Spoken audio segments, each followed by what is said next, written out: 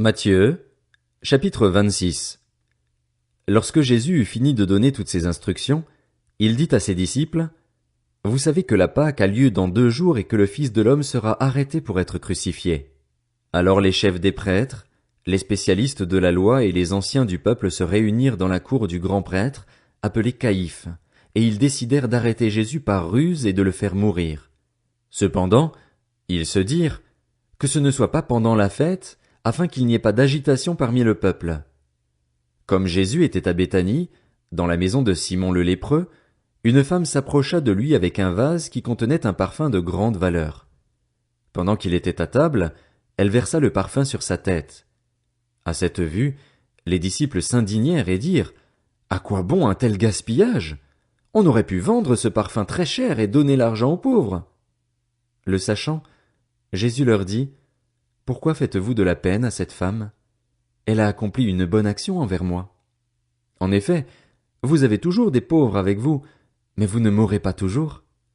En versant ce parfum sur mon corps, elle l'a fait pour mon ensevelissement.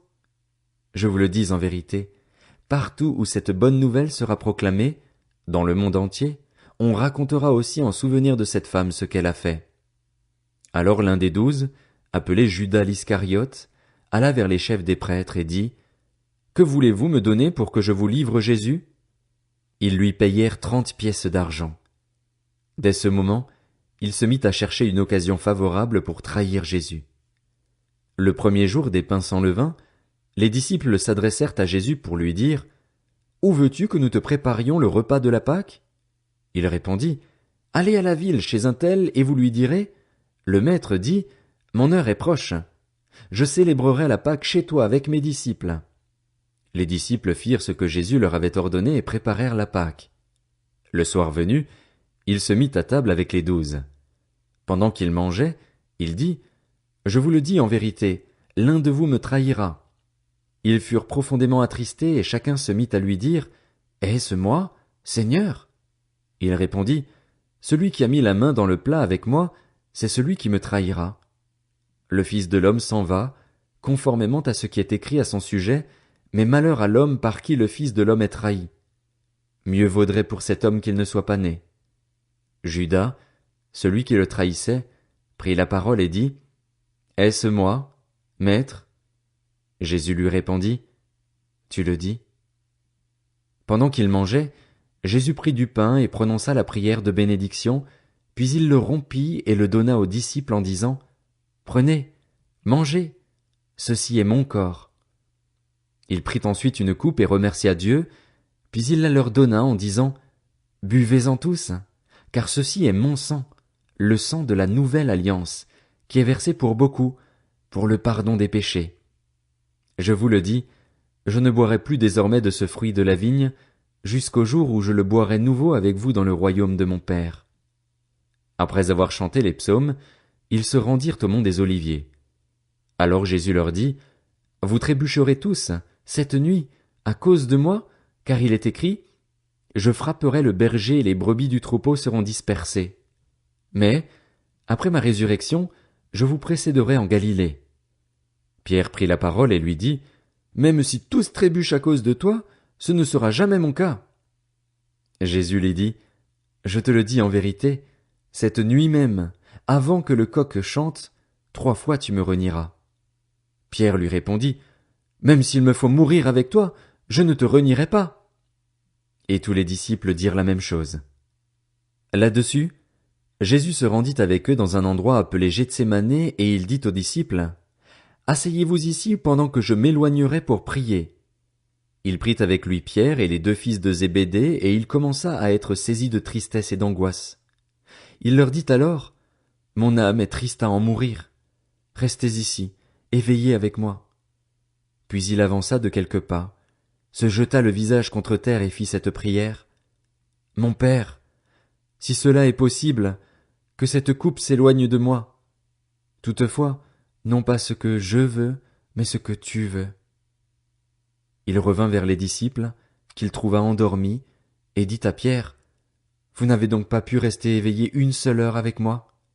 Restez vigilants et priez pour ne pas céder à la tentation. L'esprit est bien disposé, mais par nature l'homme est faible. » Il s'éloigna une deuxième fois et fit cette prière.